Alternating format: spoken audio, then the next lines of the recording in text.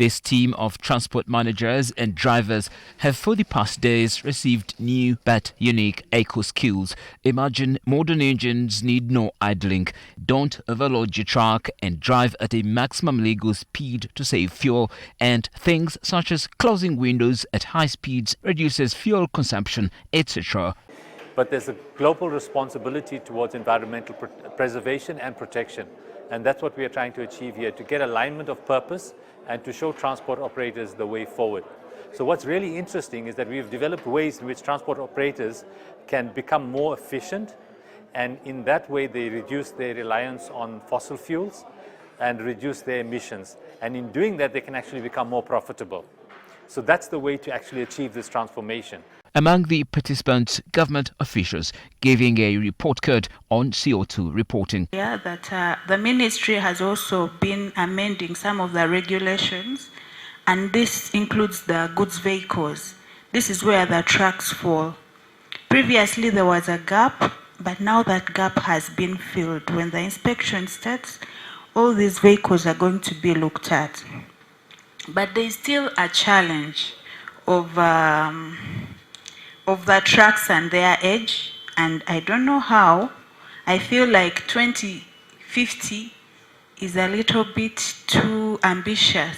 Experts at this training asserting the goal is to use latest technologies to reduce CO2 emissions intensity by 10% by 2030 when compared to 2024 levels.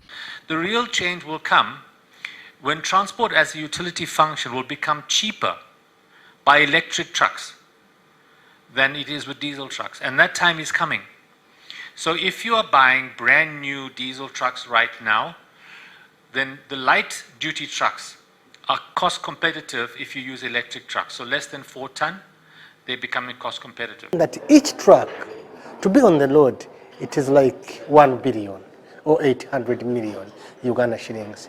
So we find quite expensive. That's why we go for these used trucks from UK or anywhere, because of the prices and what. So emission is good, but we have also to look into the issue of infrastructure. I can give you an example as of now. This during rainy season, from Kampala to Kisangani, we spend like 3 to 4 months.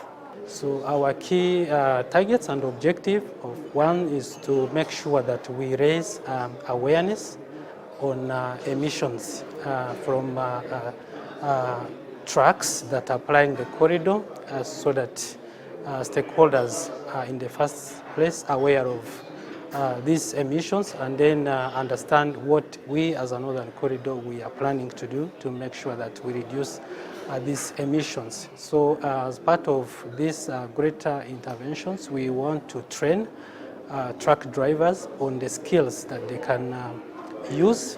These trainings are part of the Northern Corridor Green Freight Strategy 2030, and Uganda is one of the accounting member states. Malcolm Sime, NTV Tonight Business.